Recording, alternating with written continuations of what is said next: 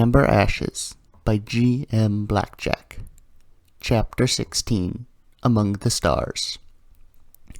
Rarity explained everything she could to the Unity Helix, describing exactly what had happened, beginning with the lights around the sun, and ending with the defense of the station. The Unity Helix listened in silence. Rarity could tell it was listening, because occasionally the simplified eye on the screen would shift in reaction to some of the things she said, though Rarity had little luck discerning what the reactions meant. Whatever she was talking to was like no pony she had ever met. "There is much to explain," the Unity Helix said when she finished. "Dr. Jet, begin overseeing repairs to the station. I will be keeping tabs on the project. You are under the fleet's protection. Do not worry." "Got it," Jet responded. Rarity, Rainbow Dash, and Twilight? The alicorn in question was still passed out on the ground, mumbling something about pancakes in her sleep. "I will be teleporting you to one of our ships, specifically a room where I will be able to explain things in a way you can understand." "Why would that room help?" Rarity asked. "It allows me to craft detailed illusions through magical projection. I can show you what I'm telling you, rather than waste time in verbal communication. Were you a Unity unicorn, I would recommend direct information transfer, but I cannot be certain the procedure would be safe in your case." "Oh," Rarity nodded. "Very well." With a flash of green light, Rarity, Rainbow, and Twilight were in a large cubic room with a single door and featureless white walls. The eye of the Unity Helix appeared in midair, floating at Rarity's eye level. It was still little more than neon lines drawn in the air, but the glow provided the illusion of depth. "So, what did you need to explain?" Rarity asked. "You need context for the world you find yourself in. You are surrounded by things you do not know, things that do not exist in your world. You do not know what Unity is." "You?" "In a way, but you also do not know what I am." "Fair enough," Rarity admitted, tossing her mane back. "Start explaining." "Keep in mind that nothing you see aside from Rainbow and Twilight is real." And then Rarity was standing on an expansive desert. At first she thought it was her world, but then she realized it wasn't quite right. The grains of sand had the wrong consistency and were of a duller color. This sand would clash with the amber glow of the runes. "I chose a desert because it would be familiar, though naturally I do not know how your world appears." "This is pretty close," Rainbow admitted. "Sand, sand, more sand, whoop-de-doo, sand." "An admirable effort," Rarity complimented. "Thank you." The Unity Helix began to explain. "Let's pretend this is your world. It isn't, but let's put that aside for a minute. You are aware that your world is a sphere, yes?" Rarity nodded. "I was educated." "Not all universes are like that," Rainbow commented. The Unity Helix turned to gaze at the Pegasus. "Rainbow, while that information is pertinent and fascinating, I do not wish to confuse Rarity." "Oh, sorry?" The Unity Helix continued. "You are aware that air gets thinner the higher you go, and that prevents Pegasi from flying away from the world, even with their magic-infused wings." Rarity nodded. "Well, in worlds that aren't suffering the tragedies yours is, people have had the opportunity to overcome this limitation. It turns out that simple Pegasus wings are not enough to reach maximum height, but there are other methods. One of the most basic is a atomic rocket." Rarity watched as a magic crystal solidified in front of her, amethyst in color. It flashed for a moment and unleashed a torrent of fire beneath it, much like a bigger version of a firework. The force this crystal produces launches it far higher into the air than anything that came before it. It shot into the air almost faster than Rarity could track it, soon vanishing into the sky above. "So, what does one do with one of these atomic rockets?" "Well, if you're Twilight," Several dozen of the crystals appeared in front of Rarity, arranging themselves into the shape of a disc. The disc was quickly encased in a sheath of metal, with several holes on the bottom of it, and a dome of glass was set on the top. You make this, and you get inside. Seems ill-advised. It is, but she was never one for caution. They were suddenly inside the glass dome. The atomic rockets fired, and they began to rise into the air at alarming speeds. If this were real, the force would smash us into the ground like pancakes, and the noise would be unbearable. Be glad we're experiencing a smooth ride. Rarity tried to look down, but found the metal disc was interrupting her view of the ground. The Unity Helix must have sensed her desire, because a window poofed into existence in front of her hooves, showing the desert below receding rapidly.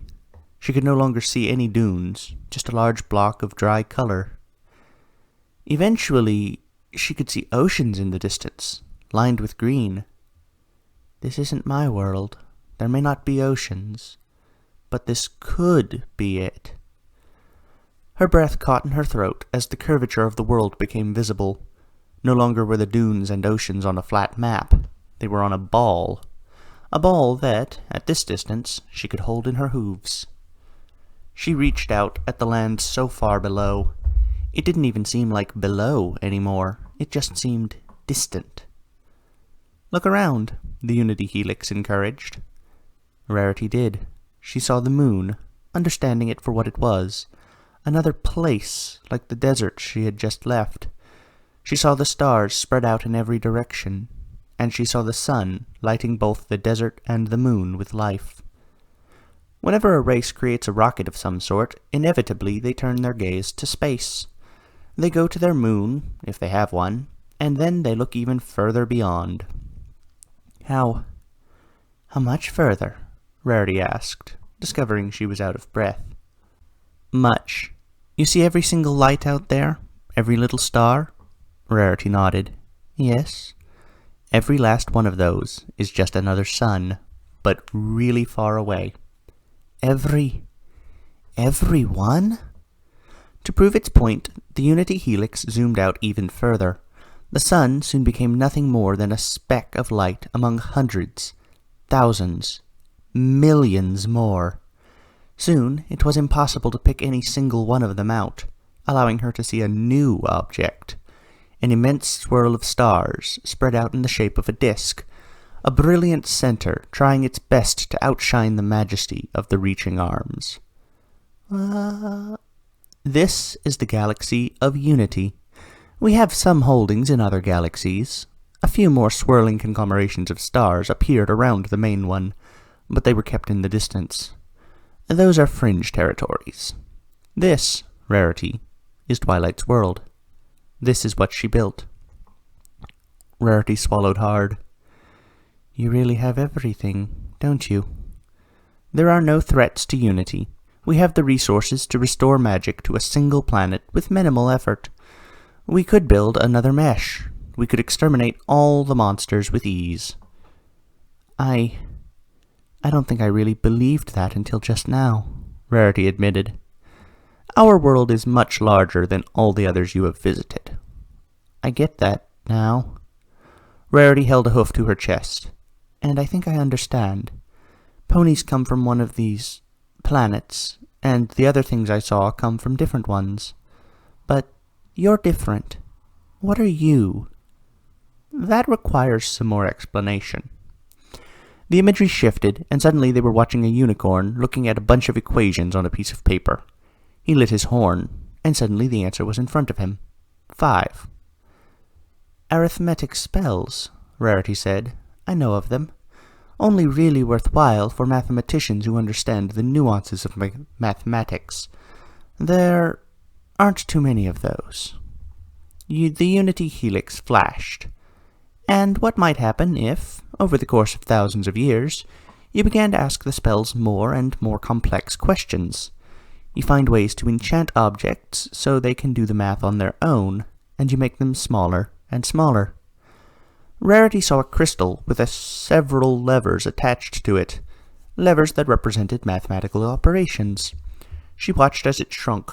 The levers became buttons, and eventually it became small enough to fit in her hoof. Then it shrunk further, further, further, becoming a bunch of shining lights atop a green board. A piece of glass slid over the chip, flashing with light before displaying the number 5. "That is a screen," the Unity Helix explained. "We use them to display, well, everything."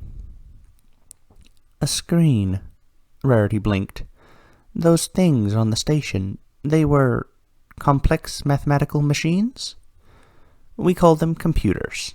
The screen Rarity was holding in her hoof floated into the air and stitched itself together with hundreds of thousands of other screens, creating a vast wall displaying so many numbers Rarity couldn't keep track of. They eventually became more complicated than the brain of a pony. Rarity's mind went blank for a moment. "You should see the look on your face," Rainbow chuckled. "Shush," Rarity said, half-heartedly. The giant screen folded up, and thousands of wires sprouted from behind it, coiling together in a giant ball that shrunk to the size of Rarity's head. She identified the shape it took. A brain. Around this brain, metal was pressed, and many complex things Rarity couldn't identify were welded in with magic sparks. And to her mild disgust, she saw actual fur grafted to the outside, along with a few biological components. Eventually, a filly with an innocent smile stood before her. "Hi, I'm Unity," she waved. "I was built to save the galaxy from the terror of the Fuzzface Empire, and I succeeded. And then I became the Unity Helix, the largest artificial mind in the known universe." Rarity turned to the eye behind her. "She was you?" The eye nodded. "She was never intended to become me, of course. She just needed to manage a few things. But, over time, as the alliance that was Unity became more and more conjoined, too much for kings, queens, or empresses to rule effectively. So, I was allowed to grow as far as I needed to do the best for Unity. I became the Helix. Roughly 600 years ago, Twilight officially stepped down, giving me absolute authority." I don't think I understand how." Rarity shook her head. "You don't have to understand how, but know that I am everywhere within Unity. While I am explaining this to you, I am also managing the repairs on the station." The visuals changed, showing a rotating silver structure in the middle of the darkness, around no stars or planets. Many sections of it were charred or damaged, and it looked frail. Rarity didn't want to know what would happen if it had been destroyed with her in it. "I am also overseeing the media circus on An Bazaar." The image changed to a large world covered in mushrooms. There were no ponies here, only a bunch of flying bug things singing in front of many screens, a handful of which displayed the Unity Helix's eye. "And I am in a distant galaxy, running negotiations with the Ichtham." Rarity saw a floating screen, talking to spider people with wings. Yeah, you always did like to brag," Twilight muttered, coming to. "Did anyone get the number of the anvil that hit me?" -7, the Unity Helix responded. Twilight snorted. "Your world is amazing," Rarity admitted. The polar opposite of mine, filled with so much hope, opportunity, and diversity."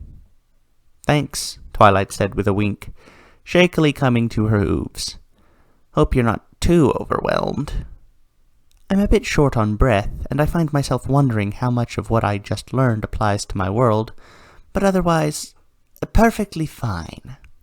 Rarity was struggling not to hyperventilate from the mixed excitement, awe, and confusion. They could do it. They could restore everything. With a shock of terror, she realized she had let herself hope. But who wouldn't when all this was directly in their face? "Your world is saved, Rarity. The Enchantress's mission is soon to be over." "Soon," she said, chuckling softly.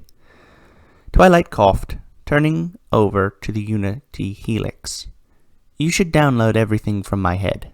Figure out what you can. Devote extra processing power. The Unity Helix blinked. Some people in Sector J7 are going to complain about their food replicators being slow. So, I was thinking that that was a plus, not a detriment. They need to learn some patience. Twilight rolled her eyes and lit her horn. The glow was significantly fainter than Rarity remembered. It was still more than enough magic to download, whatever that meant. Something to do with information in her mind, if Rarity was following context properly. The Unity Helix closed its eye for a moment, and then opened it again. Thank you. This is all very useful. I have already dispatched spell skimmer probes to investigate. They are gathering data in the Crystal Sea now. You already made it back? Rarity gawked. It was as simple as redoing the spells she cast earlier. The probes are smaller than your eye can see. They do not need much energy to cross the barrier between worlds. It does appear that some of their functions of higher complexity do not mesh with the magic of your world well, but their basic operations have translated without incident. I can show you what they see, if you want. Rarity nodded. Show me. They were suddenly standing in the right sand, under the sun she had known all her life. It was familiar, but also alien, for there was an immense black husk in the distance, driven into the sand, pulsing with all the colors of the rainbow. Slowly, but surely, traces of amber color were coursed up the structure and went to the top. They landed their ship, Rainbow observed. They plugged it into my world, Rarity shouted, waving a hoof in anger. They're draining the power of the runes into their own. Right, your planet has runes, Rainbow remembered. They have an odd relationship with runes. Her entire planet is made up of a big network of runes, Twilight said, as if that information weren't all that important. Rarity would have agreed with her, had Rainbow not stared at her in shock. The entire planet? Twilight raised an eyebrow. Yeah? Below the ground, the source of most of the magic in the world is from a shell of material that occasionally pokes up from the ground. Those rune things. Rainbow put a wing to her head. Hold on a second, I need to parse this. I take it this is important? The Unity Helix asked. Of course it is, you bucket of bolts! The Starcross Society only does two things to runes. Steals them, or destroys them. We were almost wiped out by their society just because we were corrupted by runic influence. We, as in your world? Twilight asked. Rarity barely heard this. She was busy imagining her entire world exploding. No, not my world. All of Merodi Universalis. We only got out of it because our friends in the TSAB bluffed the Starcross into running away. Twilight turned to the ship plugged into Rarity's world. We need to stop them. Agreed, the Unity Helix said. I am already ordering a meeting aboard the jammer. Rarity turned to Rainbow, eyes aflame. Why? Helix, buddy, can you get me an image of scarcity? Searching. Done. A holographic representation of a white unicorn wearing nothing appeared in front of them. She looked like Rarity, but younger, angrier, and with a large scar across one of her eyes. Rarity's body couldn't decide if it wanted to attack the image or back away in fear, so she stood frozen. This is Scarcity, Rainbow said, walking up to the false pony. She was from a world like mine, grew up as a fashion designer, proceeded to get lost in the multiverse, and came back with a dream of bringing her ponies to the many worlds beyond. But, well, see, there was a little problem with this. Her world was already owned by another multiversal society, the Stars. They thought of ponies like we think of ants. Worthless, mindless, yada yada. Yeah, it was pretty evil. Rarity thought back to her many nights looking at the stars, hating them for their mockery of her dying world. Perhaps that anger had a basis in reality. She declared war on them, and she won. became an absolute monster in the process. Rarity frowned. She won. But, it turns out, when the kinds of stars that make up multiversal societies die, their corpses become solid husks, infused with magic. These husks are, more often than not, runes, and the Star-Crossed Society is dedicated to eradicating the influence of the ancient power of stars. That means isolating anything that's been infected by them. They wanted to quarantine every universe in Merodi Universalis, and at the time they could have done it if they wanted. So, they're obsessed, Twilight observed. Very. They're largely isolationist, hate progress, are impossible to reason with, and have a serious case of savior complex going on. It's a whole tub of issues that would take way too long to get into.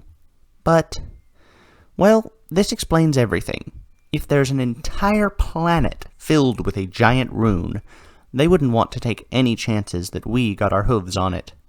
This explains the quarantine, the blocking off of universes. They're jamming dimensional travel to any universe that isn't closely related to these runes. How could they jam that effectively with a damaged ship? Twilight asked. I don't know, but it's exactly the sort of thing they'd do. One of their ships is enough to decimate most universes with ease when fully operational. They wouldn't need more. But if we got our ships involved, we could try to stop them from, destroying an entire planet for the sake of their isolation. What are we waiting for? Rarity shouted. We need to go stop them. And we will. The Unity Helix closed its eye. The meeting is ready to begin. Rainbow, Rarity, I regretfully cannot allow you to join the proceedings. We will be discussing things that are highly classified in order to execute our attack. Rainbow, I already have the station's scans of their capabilities. Anything you might tell me will not be that helpful. Rarity, I understand you're upset at this, but I need the military personnel to be willing to engage in mental connections.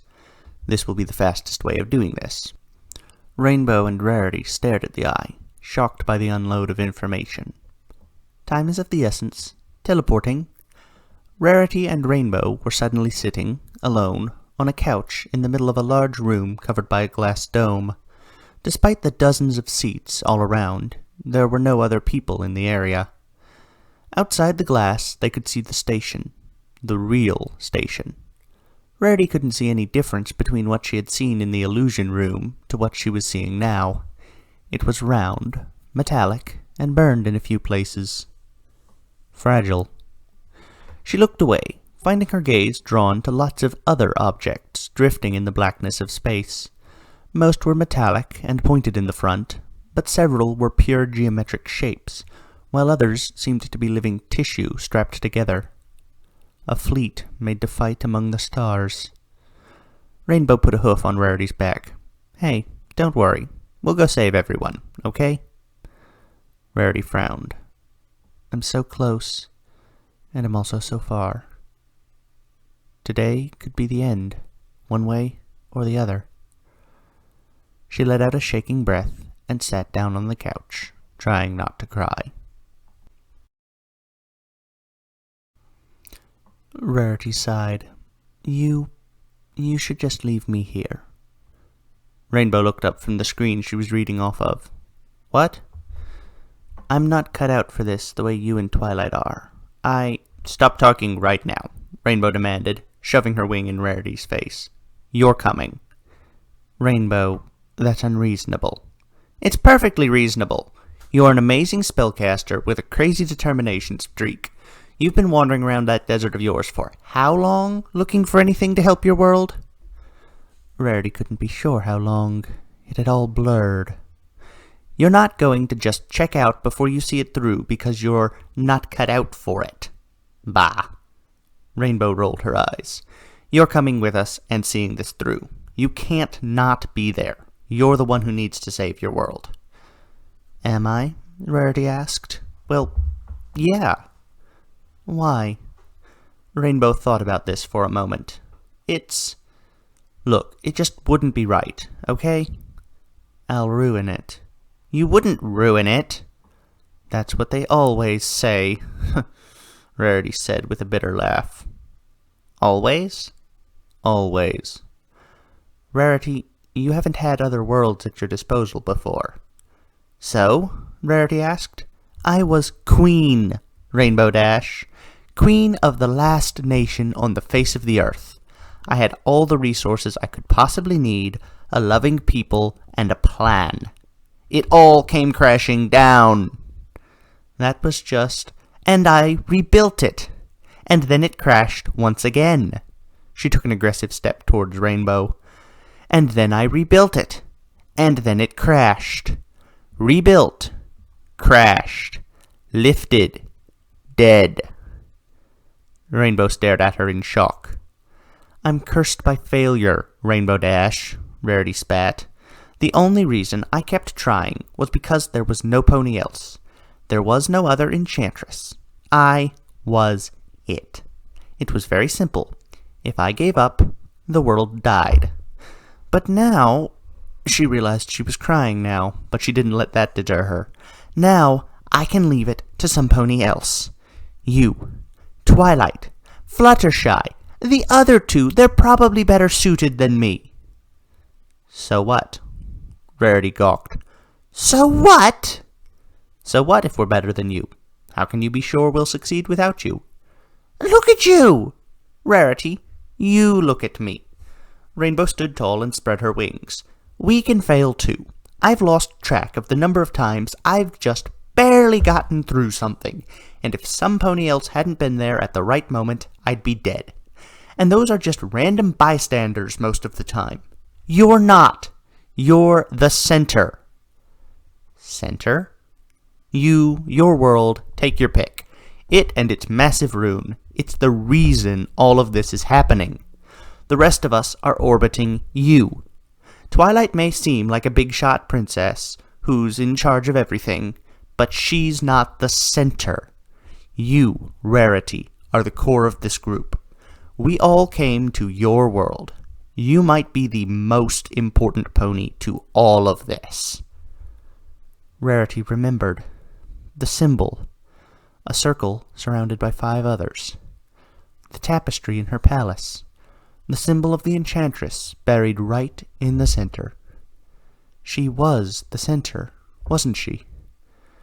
She laughed nervously, wiping her eyes. Why, I want to stop, Rainbow. No mare should have to strive for this long. Rainbow put a wing over her. Hey, you've striven for this long. You can strive for, what, a few hours more? A few days if something goes wrong? Something's going to go wrong. I'm here. Ha! Something could go wrong either way. You're the pony who's going to be able to make it go right. You're an idiot. Rainbow shrugged. Yeah, probably. But at least I have experience. At this point, Twilight teleported into the lounge with a very large reptilian creature behind her. He filled most of the room with his dark scales, each one of them shimmering with the stars of the night outside. He would have been well camouflaged had it not been for his brilliant, piercing eyes. Rarity. Rainbow, the beast said. I am Quasar, the immortal of dragons. I will be leading the assault on the Starcross base, as ordered by the Unity Helix. Twilight grinned, pointing at Rainbow and Rarity with her wings. And we're going in as a team. Perfect, Rainbow shouted. What's the plan? Rarity decided she would just accept Quasar and move on without any fanfare. Yes, a plan would be appreciated.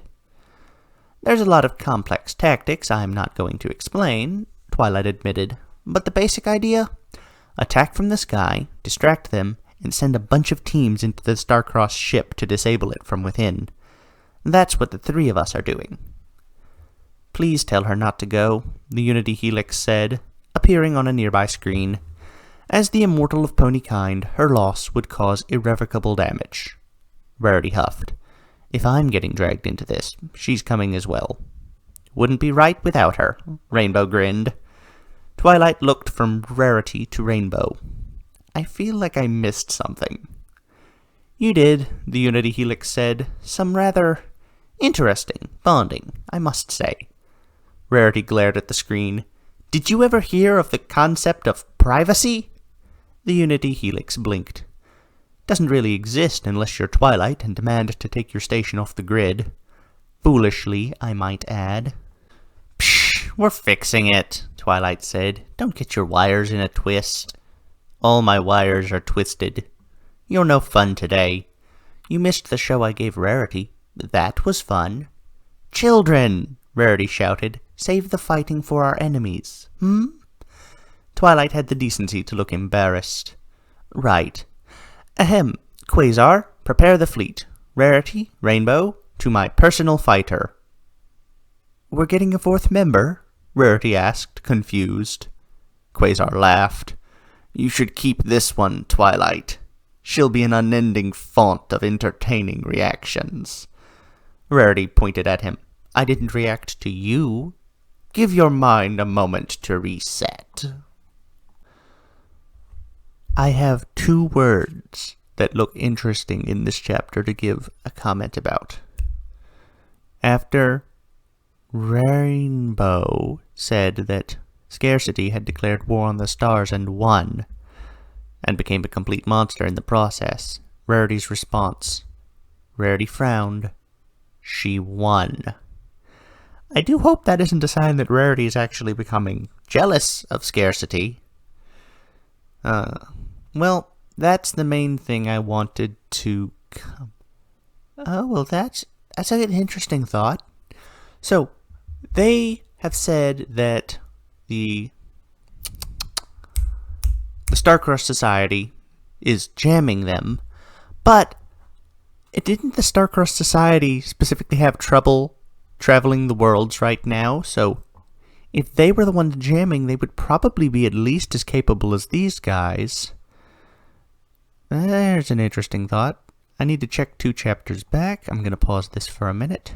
Yes, they put a lot of work into getting Twilight's spell. Also, it was 3 chapters back, not 2, but whatever. Implying they couldn't travel on their own right now. If they're the ones jamming, I would assume they could move through the universes they are isolating. There's an interesting thought. I don't remember what the answer turns out to be. This is one of those bits I don't remember. I have a suspicion, but I won't share it because if I'm right, that would be a spoiler. But just something to bear in mind, I'm not so sure the Starcross is the ones doing the jamming. It could be a natural effect of these universes. You can easily come in, but it's hard to move out or through. I've seen that before in this series. Okay. Anyway, interesting to think about. I think that's everything for today. Thank you for listening. I hope you have a good time. Goodbye, everyone.